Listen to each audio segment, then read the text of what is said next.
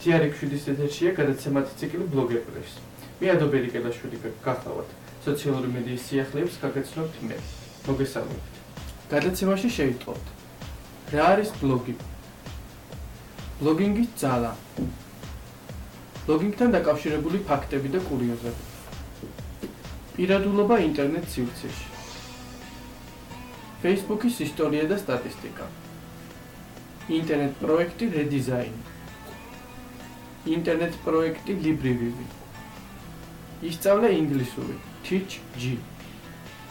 რა საიტებს მოიხმარს ქართული საზოგადოება? როდესაც ბლოგინგს ვიწყებდი, პირველად რასაც ვაკეთებდი, ეს იყო ვეცნობოდი სხვადასხვა ბლოგებს.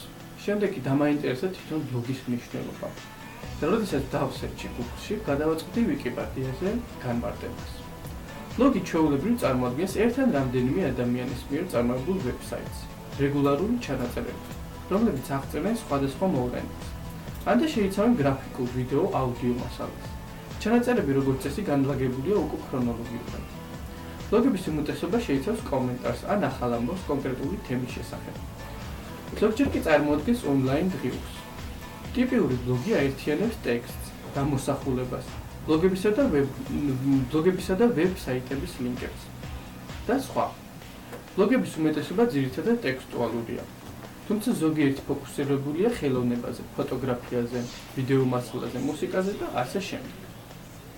ინტერნეტი იმდენად სწრაფად შემოეჭრა ჩვენს ყოველდღიურ ცხოვრებაში, რომ მსხვილი კომპანიები ხშირად ვერც კი აცნობიერებენ მის ძალას. მაგალითად იმას, თუ რამხელა ზიანი შეიძლება მოუტანოს მოკლე ჩანაწერმა ბლოგზე. ახლა წავიკითხე, რომ კორპორაცია Dell-ის აგორებული ისტორია ცხადყოფს, რომ საქმე არც ისე მარტივად არის. ეს ამბავი 2005 წელს დაიწყო, როდესაც ერთმა ჟურნალისტმა, თურმე სახელად ჯეფ ჯარვისმა, თავის ბლოგში პატარა ჩანაწერი გააკეთა კორპორაცია Dell-ის მომხმარებელთა სერვისის შესახებ. მისი ჩანაწერი ბლოგის სხვა მომხმარებლებმა წაიკითხეს. ზოგი უბრალოდ კომენტარს ტოვებდა, ზოგი კი ჯეფის ჩანაწერს ციტირებას უკეთებდა. ჩვენებურად რებლოგსაც. ასე ნელ-ნელა შეიქმნა უზარმაზარი ჩანაწერი Dell-ის არაკეთილსინდისიერი მუშაობის შესახებ, რომელშიც ჩამოთვლილი იყო უპასუხოდ დარჩენილი მეილები, უშედეგო ტელეფონის ზარები, კომპიუტერის გამოუცვლელი დეტალები. ბლოგში გამოქვეყნებული მასალის შემდეგ კომპანიამ $1.5 მილიარდი დახარჯა მომხმარებელთა სერვისის გასაუმჯობესებლად. და ბოლოს უამრავი კურიოზი საინტერესო ფაქტი ზუსტად ბლოგების მეშვეობით ხდება ხოლმე ცნობილი. მაგალითად, რუსეთში 2010 წლის 11 თებერვალს დიმიტრი მედვედევი ქალაქ ომსკს ეწვია. ამის პატარა კურიოზი უსწრებდა წინ, რომელიც ბლოგების საშუალებით გახდა ცნობილი. პრეზიდენტის ჩასვლამდე ერთი დღით ადრე ქალაქის მერიის თანამშრომლებმა სასწრაფოდ ჩამოხსნეს ბანერი, რომელზეც ეწერა: გელით მხიარულობ ქონდრის კაცო. ამ პლაკატს არანაირი კავშირი არ ჰქონდა პრეზიდენტის ვიზიტთან. ის მოსახლეობას საბავშვო სპექტაკლის შესახებ აცნობდა ინფორმაციას. როგორც ბლოგერები იუწყებიან ბანერის ჩამოხსნას, იმდენად ჩქარავდნენ, რომ პლაკატი ნაჯახებით ჩამოხსნეს. საკმაოდ საინტერესო პოსტი გადავაწყდი social media G-ზე, რომელიც ეხება პირადულობას ინტერნეტ სივრცეში. და მეც არ ვიცოდი თუმე, რომ პირადულობა ინტერნეტ სივრცეში ძალიან ხშირად ირღვევა. არსებობენ კომპანიები Google, Yahoo და სხვები. ეს კომპანიები ახორციელებენ იუზერებზე თვალყურის დევნებას, რომლებსაც ისინი მოინახულან. საიტები თავიანთნები თანამშრომლობენ ამ გიგანტ კომპანიებთან. იქნება ავტომატური სიები, რა მოსწონს იუზერს, რა მუსიკას უსმენს, რა საიტებს ათვალიერებს ყველაზე ხშირად, როგორი გემოვნება აქვს ფილმებში, წიგნებში. ამ ყველაფრის შესახებ კეთდება დასკვნა. შემდეგ ხდება ინფორმაციის დამუშავება და იუზერების დახარისხება კატეგორიების მიხედვით. კომპანიებს არანაირი წარმოდგენა არ აქვს თავიანთ პირად მონაცემებზე. მათ თქვენი სახელი და გვარიც კი არ იციან. მათ სიაში თქვენ რაღაც ნომერი გაქვთ მინიჭებული. ამის შემდეგ კი სხვადასხვა კატეგორიის იუზერს სხვადასხვა პროდუქციის შეთავაზება უკეთდება. მაგალითად ხარ 24-დან 30 წლამდე მამაკაცი, საშუალო ანაზღაურებით. გიყვარს მანქანები და ხშირად იძიებ ინფორმაციას გუგლში მანქანების შესახებ. როდესაც რომელიმე საიტზე შევხვალ, იქ გამოჩნდება რომელიმე ავტომობილის რეკლამა. გიჩნდება შეგრძნება, რომ ეს ინფორმაცია შეიძლება გამოყენებული იქნას საკმაოდ საშიშად. საიტი ფილტრავს შენი მონაცემების მიხედვით ვებგვერდის ინფორმაციას და მხოლოდ იმას განახებს, რაც შენთვის უფრო საინტერესოა. მაგალითად, როგორც წეგანთქვით მანქანების შესახებ რეკლამას. იმისათვის, რომ გაიგოთ რა იციან ვებ-გიგანტებმა თქვენს შესახებ, შეგიძლიათ მოინახულოთ შემდეგი საიტები.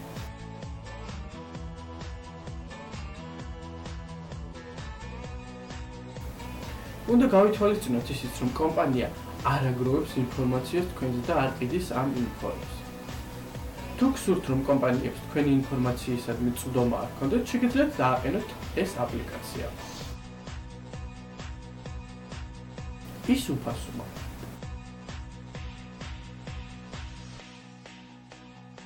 მას შემდეგ, რაც Facebook-ზე ფილმი გამოვიდა, თითოეულ მოთქვეთნაგებმა ძალიან კარგად იცით Facebook-ის შექმნის ისტორია, მაგრამ მე საჭიროდ ჩავთვალე, რომ გავიმეორო კიდევ ერთხელ. Facebook-ი გაიშვა 2004 წელს. მისი მფლობელია 27 წლის მარკ ცუკერბერგი. ის ყველაზე ახალგაზრდა მილიონერად ითვლება. Facebook-ი ჰარვარდის სტუდენტებისთვის შეიქმნა. ცოტა ხნის შემდეგ მთლიანად ბოსტონში გავრცელდა. 2006 წელს უკვე ყველას შეეძლო დარეგისტრირება, ვისაც კი ჰქონდა ელექტრონული ფოსტა. ამჟამად Facebook-ის სტატისტიკა შემდეგნაირია. 80 მილიონი აქტიური მომხმარებელია დარეგისტრირებული. 400 მილიონ მომხმარებელზე მეტი შედის Facebook-ზე ყოველდღიურად. საშუალოდ 130 მილიონი მეგობარი ჰყავს მომხმარებლებს. Facebook-ი ნათარგმნია 70-ზე მეტ ენაზე. 75% მომხმარებლებისა შეადგენს 100 საზღვრებს გარეთ.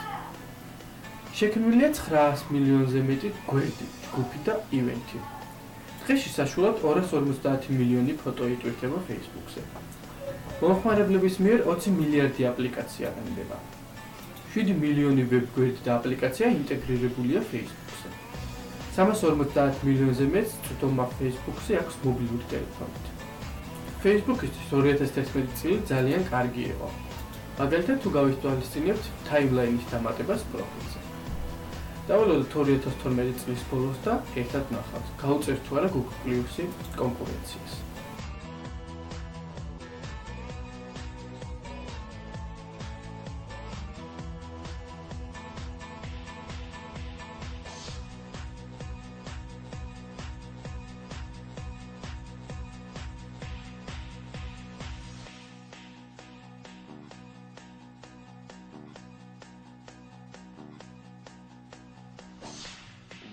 It's 11,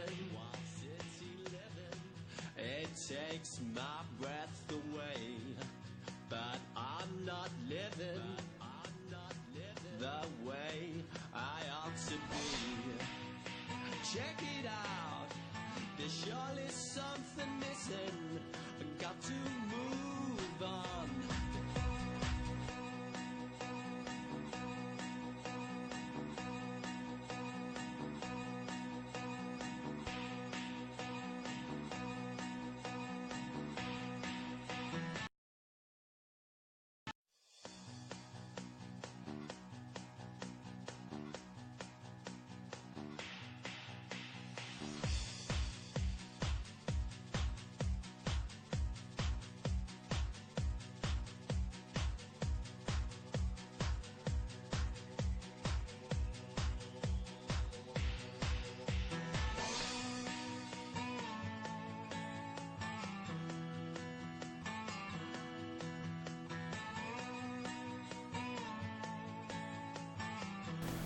რამდენიმე დღის წინ Facebook-ზე ძალიან კარგი ივენთი შემოთავაზება მივიღა.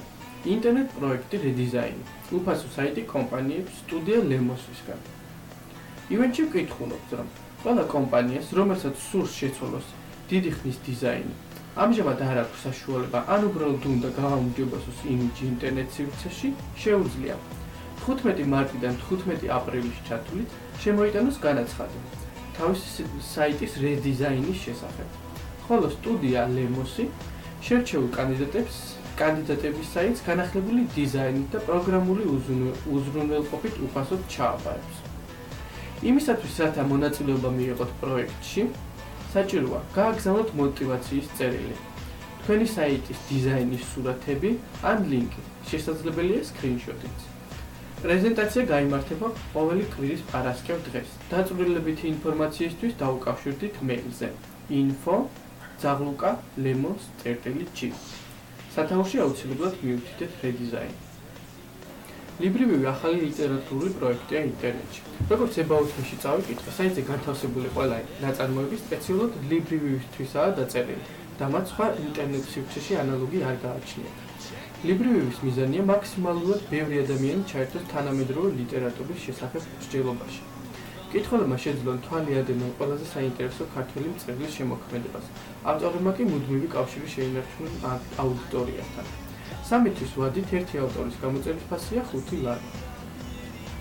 თუ უცხოენების შესწავლა გნებავთ, ან უბრალოდ დახვეწა, თქვენ შეგიძლიათ უკვე ქართულ ვებგვერდზე შეისწავლოთ უცხოენა. ახლა ჯერჯერობით მხოლოდ ინგლისური ენა.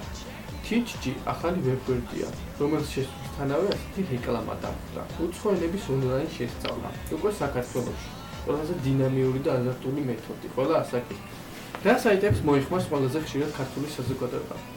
პირველ ადგილზე Facebook-ია, შემდეგ მოსდევს Google.com, YouTube, Google G, Одноклассники.ru, პორტალი Mail.ru, Wikipedia, რაც არ უნდა გასაკვირი იყოს, Amazon.com, Yahoo და მეათე ადგილზე Forum G. დღეისათვის სულ ეს იყო, მომავალ გადაცემაში შევხვდებით.